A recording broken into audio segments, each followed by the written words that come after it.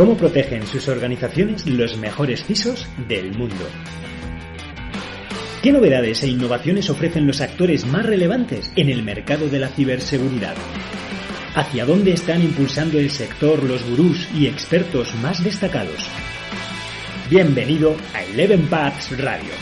Descubre en nuestro podcast las claves que te ayudarán a proteger la información de tu organización y de tus clientes.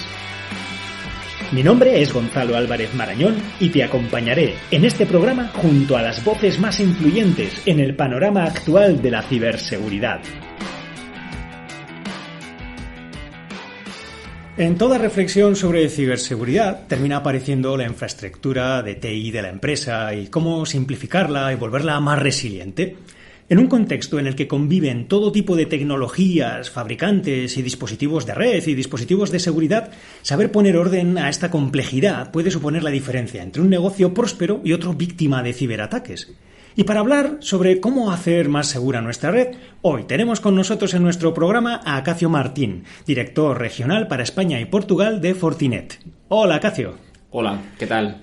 Pues encantados de tenerte aquí. Muchas gracias por aceptar la invitación. Gracias a vosotros, un placer. Y pues mira, me sorprendió una cosa, que has desarrollado prácticamente toda tu carrera profesional en Fortinet. Entonces, ¿tú cómo te iniciaste en el mundo de la ciberseguridad? Bueno, pues yo la verdad es que empecé más en el sector de comunicaciones.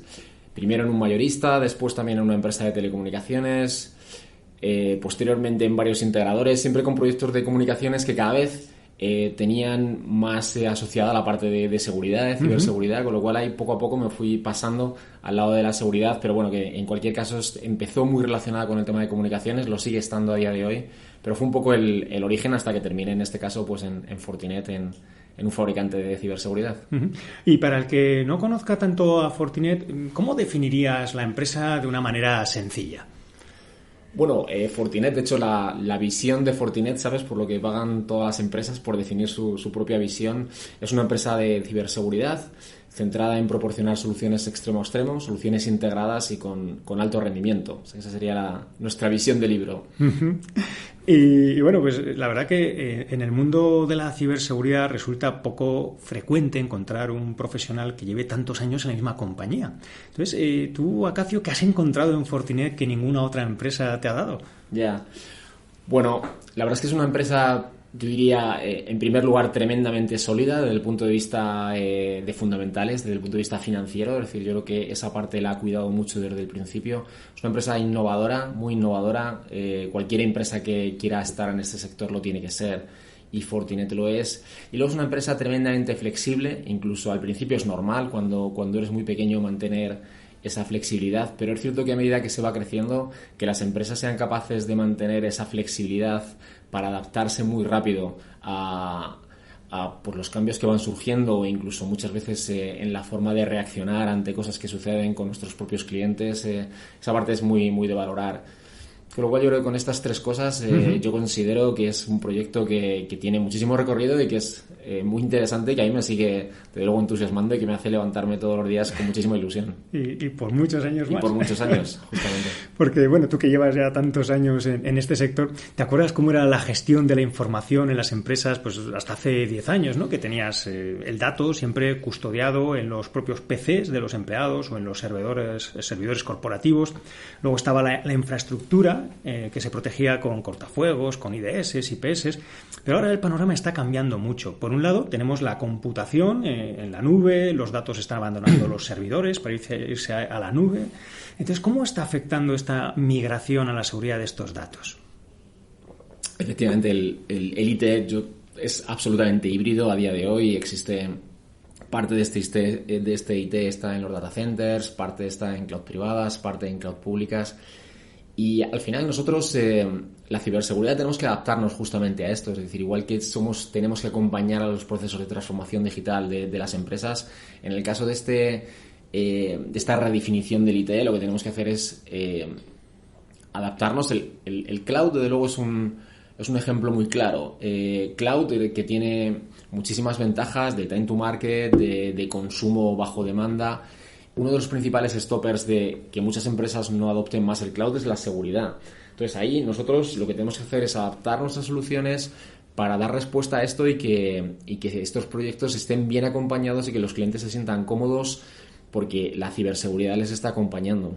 Entonces, como dices, ¿no? Este panorama está cambiando mucho y otro de los elementos que está desapareciendo, yo creo que es el PC. Ya cada vez voy a más empresas y me encuentro menos desktops, ¿no? Menos PCs. Se ven muchos portátiles, la gente lleva su portátil al trabajo, se ven muchos tablets, smartphones y demás dispositivos, ¿no? Cada vez más. Pero, tienen problemas de conectividad, de velocidad, de latencia, de costes. Entonces, un gran porcentaje de los datos generados y procesados en el borde, ¿no? En estos dispositivos, nunca irán al centro de la nube. Entonces, ¿cómo se puede proteger el endpoint en un entorno tan caótico? Claro, es efectivamente todo un reto. Nosotros creemos que, desde luego, centrarnos en todo ese flujo que entra y sale del endpoint es clave, porque muchas veces proteger el propio endpoint, de hecho, es clave. Ahora podemos comentar sobre ello, pero muchas veces incluso ese endpoint con el Bring Your Own Device y cosas de este tipo ni siquiera es controlable. Con lo cual, el flujo que entra y que sale de estos dispositivos se tiene que controlar. Esa es una parte. Y luego, por supuesto, la parte del propio endpoint hay que controlarla. Hay un montón de tecnologías que están evolucionando, todo lo que tiene que ver con EDR, todo lo que tiene que ver con web análisis de comportamiento. Son tecnologías que están evolucionando, entonces es un vector de ataque clarísimo. Y bueno, pues es una pieza más dentro de un plan de seguridad integral. El proteger el endpoint no solamente poniendo inspección dentro del endpoint, sino también mirando o siendo capaz de inspeccionar el flujo que entra y que sale de ese dispositivo. Bueno, eso tradicionalmente ha sido labor de los cortafuegos, ¿verdad? Ahora, lo cierto es que todo lleva la etiqueta de Next Generation. Entonces, ¿en qué se diferencian los cortafuegos de tercera generación de las generaciones anteriores? Bueno, yo aquí la verdad es que tengo que barrer un poco casi para casa.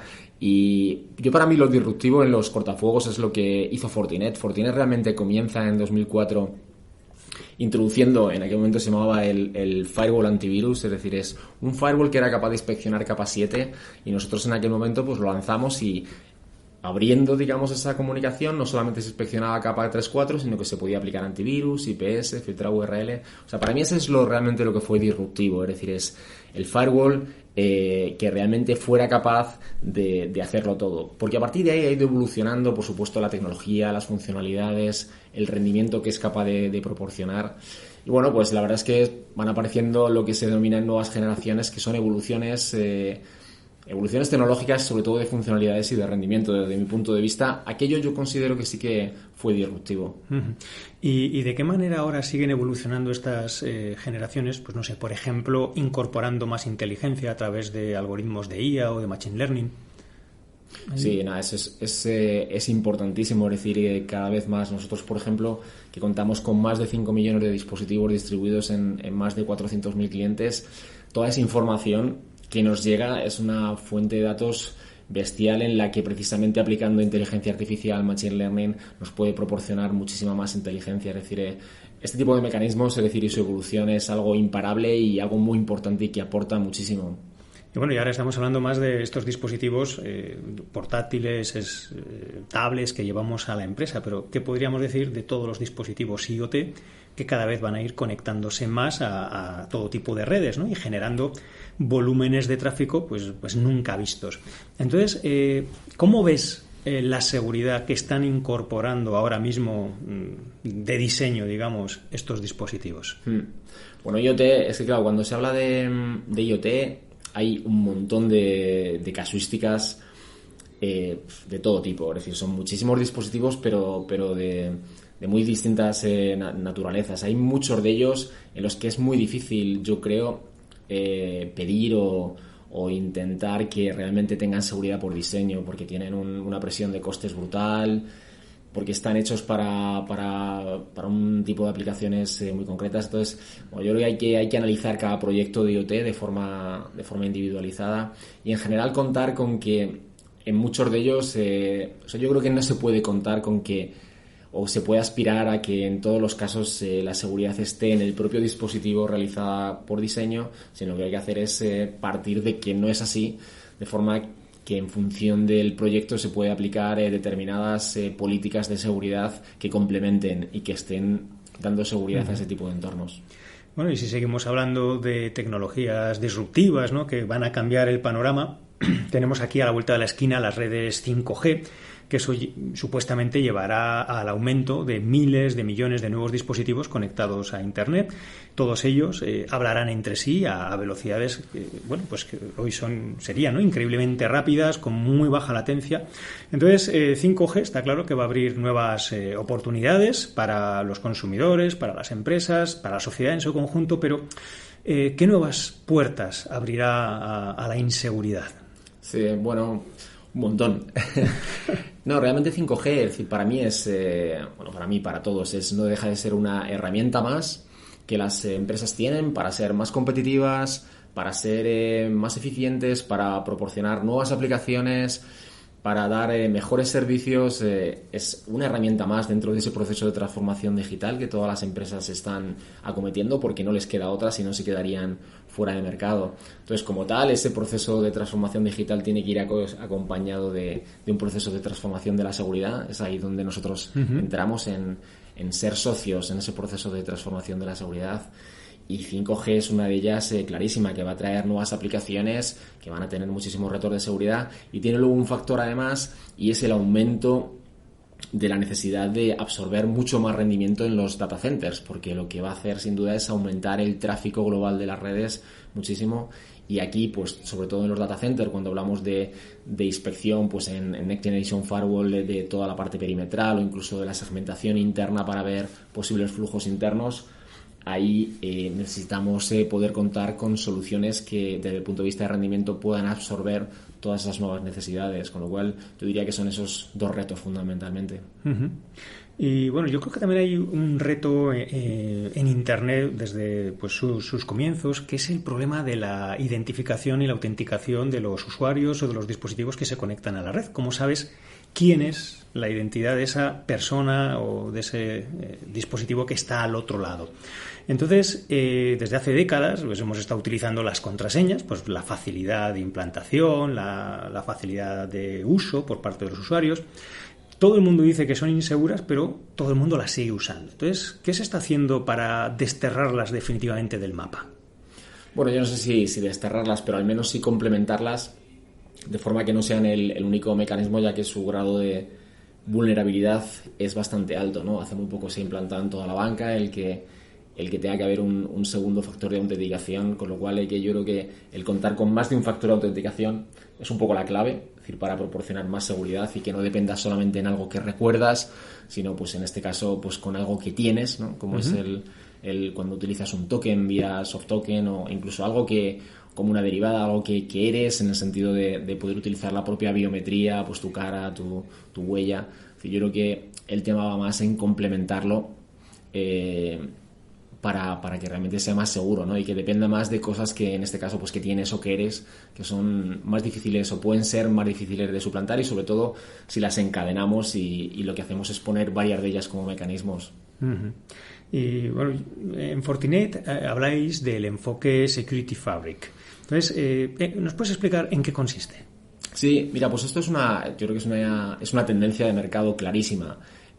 Al final, en la medida en la que la ciberseguridad, sin dejar de evolucionar de una forma muy rápida, pero se hace algo mucho más maduro dentro de las empresas, yo creo que las empresas valoran muchísimo el tener un socio, yo creo, preferente, con el que poder contar y con el que poder recorrer el camino. Otra cosa es que lo complementen luego con otras soluciones, aunque esto, sin duda, a mí me parece que es tendencia. No significa que todos los clientes vayan en esto. Hay muchos que prefieren tener muchas soluciones, que intentan complementar o que intentan integrar. Pero yo creo que esto es una tendencia de mercado importante, la de poder contar con un socio preferente que después complementan con alguna otra cosa. Y Security Fabric va justamente en esto. Nosotros lo que tenemos es varias soluciones que lo que hacen es dar respuesta a los diferentes vectores de ataque que existen. Lo que hemos hecho es que todas esas soluciones puedan trabajar de forma integrada. Si el cliente, en este caso, si nuestro cliente quiere recorrer ese camino con nosotros, de forma que pueda contar con nosotros extremo a extremo para su seguridad, y en aquellos casos en los que, por lo que sea, no quiere, prefiere no confiar, prefiere contar con un tercero porque cuenta con su confianza, lo que hemos hecho además es abrir mucho todo este ecosistema a integrarnos con otras soluciones, muchas veces, en muchos casos, competidores nuestros. Con lo cual, Security Fabric es esto, es la forma en la que nosotros cogemos y ordenamos todo nuestro portfolio para que sea capaz de trabajar de forma integrada, con una plataforma de gestión unificada y además abierta a integrarnos con terceras soluciones. Ese es el concepto de Security Fabric. Muy bien, porque bueno, yo imagino que también a medida que las empresas se van extendiendo y se van distribuyendo por múltiples oficinas remotas, también pues van a necesitar redes de área extensa o arquitecturas WAN, ¿no? Entonces aquí se pueden definir por software, ¿no? Tipo SD-WAN. Entonces, ¿cuál es vuestra visión sobre la seguridad en SD-WAN? Bueno, SD-WAN yo diría que es junto con OT y Cloud probablemente una de los principales áreas de evolución de la ciberseguridad, de las soluciones de ciberseguridad. Desde luego a nosotros nos centra bastante la agenda. Hay muchísimos otros retos, pero estas lo son. Entonces, en concreto, el tema de SD-WAN, que como bien sabes aparece casi como una búsqueda de ahorro de costes hacia líneas potencialmente más baratas, pero que pueden ser a lo mejor pues con menos calidad de servicio o pueden tener otra serie de deficiencias. A esto después se suma, sobre todo con la irrupción del cloud, el que es mucho más eficiente muchas veces el contar con varias líneas que pueden estar más cerca de donde se quiere acceder. Es decir, hace que el concepto tecnológicamente incluso puede llegar a ser no solamente un ahorro de costes, sino que puede tener muchísimo sentido. Claro, lo que hace de todas maneras es desdibujar muchísimo el perímetro tal y como se tenía, y hace falta llevar esa seguridad, acercarla mucho más a estas soluciones de SD-WAN. Con lo cual, nosotros hemos invertido un montón en SD-WAN como solución y sobre todo con un SD-WAN que tenga la seguridad integrada de base. Y yo creo que eso es un poco el éxito de la iniciativa, y por lo que estamos teniendo unos resultados muy importantes en este tipo de tecnología, que para nosotros empieza a representar ya un tanto por ciento importante de nuestra facturación. Con lo cual SD-WAN desde luego es algo imparable, crece como subsector de IT en torno al 50% anual, y desde luego la parte de seguridad cada vez es algo que los clientes piden más de base porque no hay otra, es decir, el perímetro absolutamente se desdibuja. Bueno, has mencionado ya muchas tecnologías, ¿no?, que forman parte de este Security Fabric y por supuesto encontrar profesionales cualificados que sean capaces de trabajar e implantar estas tecnologías pues tiene que ser complicado. Entonces, por eso normalmente todos los fabricantes ofrecéis formación, certificáis a profesionales en vuestros productos. Entonces, ¿qué valor dirías que tienen estas certificaciones tanto para ellos como para vosotros?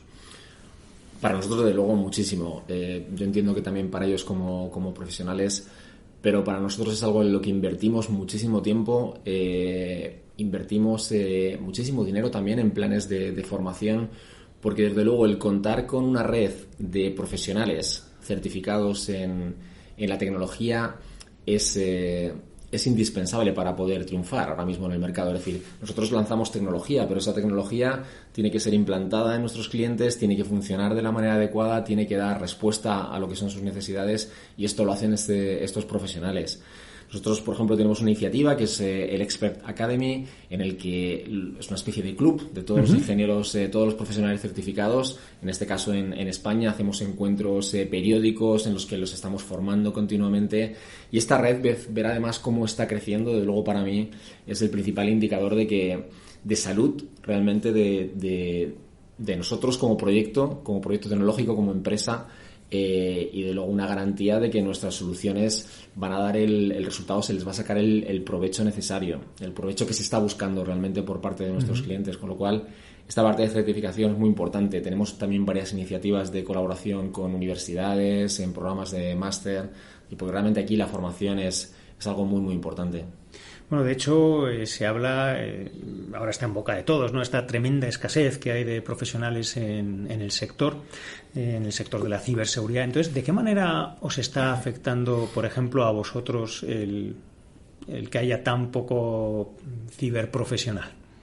Es cierto, la verdad es que hay muchísima carencia.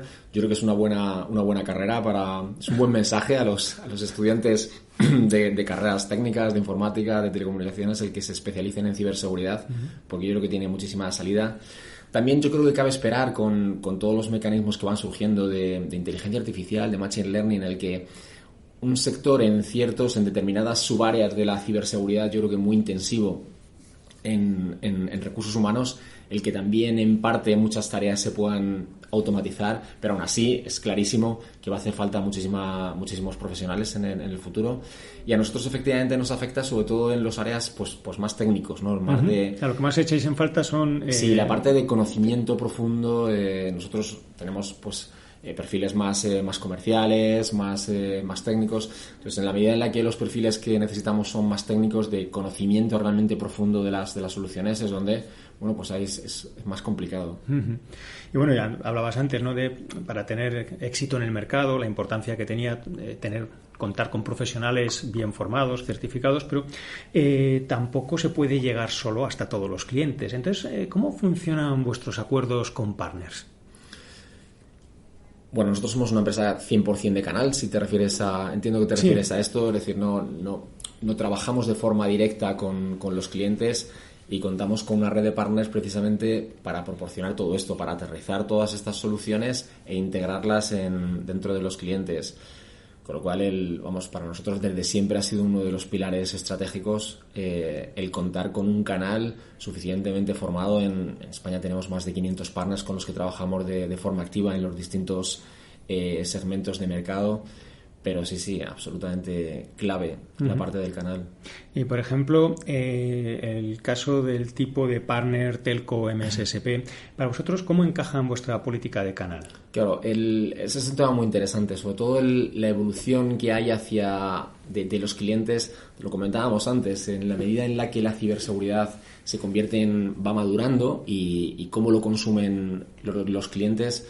Ellos son cada vez más conscientes de que es muy complicado contar con departamentos de seguridad que puedan evolucionar lo rápido que lo hace pues la ciberdelincuencia, lo que lo hace la tecnología, y cada vez están más abiertos a contar con empresas que les puedan proporcionar esto, empresas que se pueden dedicar a ello, que tienen economías de escala en el más amplio sentido de la palabra, en cuanto a conocimiento, en cuanto a inversión, y las empresas cada vez están más abiertas a esto, con lo cual todos estos partners que están evolucionando hacia MSSP, de hecho nosotros tenemos un plan específico para este tipo de partners, para partners MSSP, yo creo que van por el camino adecuado. De hecho, esta parte de los servicios, es decir, si ciberseguridad crece en torno al 10% anual, esa parte, es decir, el consumo de la ciberseguridad en este formato como servicio crece más del doble de este ratio, con lo que realmente es un gran camino para los partners. Nosotros animamos a todos ellos de especializarse en este sentido. Claro, ahí lo que tiene que haber es un modelo de un SLA, un nivel de compromiso y de indicadores para medir que realmente el servicio que se está proporcionando es el adecuado. Entonces, del mismo modo que muchas empresas eligen externalizar parte por lo menos de su seguridad a un MSSP, ¿no?, un servicio similar, tú, por tu experiencia, ¿qué crees que prefieren los clientes? ¿Un solo proveedor con la consiguiente facilidad de gestión e interoperabilidad, porque todos los dispositivos son de ese proveedor, o mejor tener distintos proveedores de distintos fabricantes? Bueno, lo comentábamos antes, yo creo que es tendencia el contar con un socio preferente. Es decir, yo sí que lo estoy viendo, precisamente lo estamos viendo por la gran acogida que tiene nuestro mensaje, que comentábamos antes, este enfoque de Security Fabric. Y sí que creo que los clientes evolucionan cada vez más, no por supuesto a tener un solo socio, es decir, que suele ser más extraño, pero sí que tener un socio preferente que después complementan pueden ser proveedores de nicho ante ciertas cosas que van apareciendo o complementando en ciertas áreas, pero yo creo que el contar con un socio preferente para mí sí que es una tendencia clara. ¿Y tú qué importancia crees que le dan los clientes a estos informes de evaluación de tecnología, tipo los de NSS Labs o los cuadrantes de Gartner, a la hora de guiarse o dejarse influir al seleccionar un proveedor? Bueno, mucha, yo creo que mucha, porque yo, si me pongo en la piel de cualquier cliente, es muy complicado, prácticamente no hay clientes o muy pocos, tienen la capacidad para hacer realmente un examen exhaustivo de todas las tecnologías que hay en el mercado, que son muchísimas. Es muy complicado realmente esto. Entonces, lo que tiene que haber, siempre lo ha habido, es decir, es ciertos organismos que ofrecen información, claro, que tiene que ser seria, que tiene que ser rigurosa, que tiene que tener que tiene que estar respaldada porque el mercado se la cree realmente. Y ahí, pues, efectivamente, nosotros le damos importancia, trabajamos estamos en los informes de Gartner. De hecho, estamos en 6 informes de Gartner porque tenemos soluciones de distintos tipos, en muchos de ellos como líderes. Trabajamos muchísimo también con NSS Lab. Nos parece que es un organismo que es muy respetado dentro del mercado, porque establece algo que es muy sencillo, es decir, establece una metodología que tú sabes a priori cuál es, con lo cual tú te sometes o no te sometes a ella, y ellos lo que hacen es emitir unos informes, y yo creo que tiene bastante rigor y de hecho, bueno, pues está bastante reconocida en el mercado. Entonces, yo diría que de la parte que es de análisis tecnológico, en NSS probablemente sea con los que más trabajamos. Todas las empresas de ciberseguridad innováis, pero hay distintas formas de acometer esta innovación. Una podría ser a través del desarrollo propio, otra vía es a través de la adquisición de pequeñas empresas de nicho. ¿Qué foco dirías que tiene Fortinet? Bueno, Fortinet hasta ahora ha seguido una estrategia mixta en este sentido. Por ejemplo, recientemente hemos comprado Ensilo, que es para complementar nuestra solución de seguridad en endpoint, es una solución EDR. Anteriormente compramos una solución para entornos web, que es Soundfox. Compramos, por ejemplo, Acelops para complementar nuestra parte de SIEMs. Compramos Bradford Networks para complementar nuestra solución de NAC. Yo diría que son las últimas adquisiciones que hemos hecho. Siempre compras muy tecnológicas, donde realmente lo que se busca es tecnología concreta, pero yo diría que el resto, prácticamente en casi todas las áreas, hemos ido innovando. Toda la parte de WAF, de correo. Ahora recientemente para nosotros Cloud, que es algo muy importante y que estamos evolucionando muchísimo, se está haciendo todo con desarrollo, con innovación propia. Hemos sacado una solución de Casby, una solución de WCP, es decir, toda esta parte la estamos haciendo dentro de nuestra propia casa, con lo cual yo diría que la estrategia es mixta. ¿Y cuál es la inversión más importante que está haciendo Fortinet para el 2020? Bueno, te decía antes que tecnológicamente Cloud, OT y SD-WAN son de luego 3 aspectos muy, muy importantes, aparte de por supuesto seguir evolucionando el resto de las plataformas porque siguen siendo una demanda de mercado. Pero estas 3 probablemente son las que están marcando la agenda, en las que estamos creciendo. Fortinet crece en torno al 20% más o menos en los últimos trimestres. En estas 3 tecnologías estamos creciendo muy por encima de esto, junto con lo que son soluciones para Grand Data Center. Entonces yo diría que Grand Data Center, Cloud, OT y SD-WAN probablemente van a ser las áreas en las que se va a innovar, se va a ir creciendo de una forma más importante. Yo imagino, Acacio, que tú hablarás con los CISOs de las empresas más grandes dentro y fuera de España.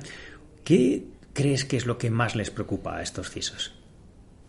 Bueno, la verdad es que los CISOs tienen muchísimos retos, muchos. Al final, claro, la seguridad total tendría un coste infinito, con lo cual ellos tienen presupuestos limitados en general, o las empresas, no los CISOs. Es decir, que muchas veces ellos lo que hacen es establecer normativas, establecer planes que luego se tienen que acometer los distintos departamentos.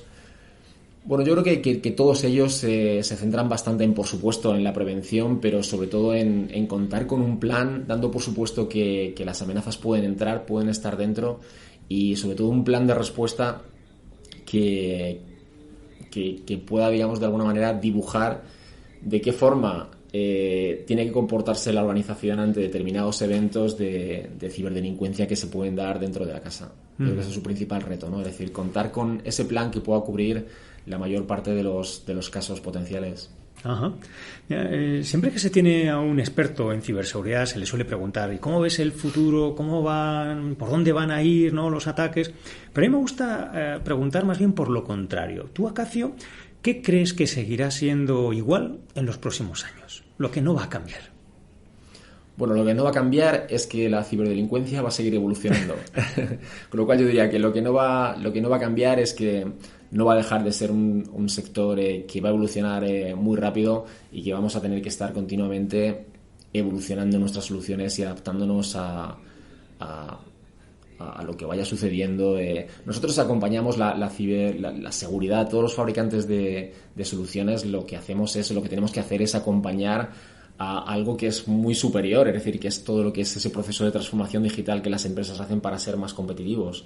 Con lo cual nosotros lo que tenemos que hacer es adaptarnos a todo aquello que vaya surgiendo cada vez que aparece, tú comentabas antes, nuevas herramientas, 5G, aparece la inteligencia artificial, son mecanismos tecnológicos que las empresas utilizan y nosotros lo que tenemos que hacer, el cloud, nosotros lo que tenemos que hacer es adaptarnos para que las soluciones de seguridad hagan que utilizar todo eso, desde luego, pues sea, valga la redundancia, seguro y fiable.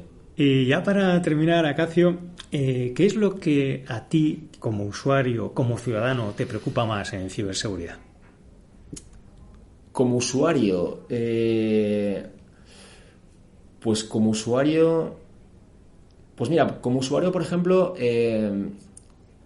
yo diría, es decir, que en toda esa interacción, yo tengo, por ejemplo, un caso concreto, yo tenía cuenta de Yahoo, sabes que Yahoo, es decir, estuvo afectado en el año 2013, se robaron en torno a 3.000 millones de registros, de datos. Yo tenía cuenta de Yahoo en aquel momento y ellos no lo comunicaron hasta 3 años después, en el año 2016, ¿no? Es decir, con lo cual, imagínate 3 años en los que yo no tengo ni idea en mi caso concreto qué datos han podido tener, pero luego han tenido información mía durante mucho tiempo, de forma que si yo lo hubiera sabido antes, pues podía haber reaccionado, ¿no? Con lo cual yo lo que sí que, como usuario, es decir, lo que sí que puedo pedir es que con todo aquello con lo que interacciono, pues banca, administración pública, con todo lo que es ese día a día, por supuesto que establezcan mecanismos de prevención para que todo aquello que yo interacciono con ellos, toda esa información que tienen sobre mí y todo lo que transaccionamos sea seguro, pero que si, teniendo en cuenta que siempre existe riesgo, que en caso de que haya fuga de información, pues que se comunique. Y de hecho,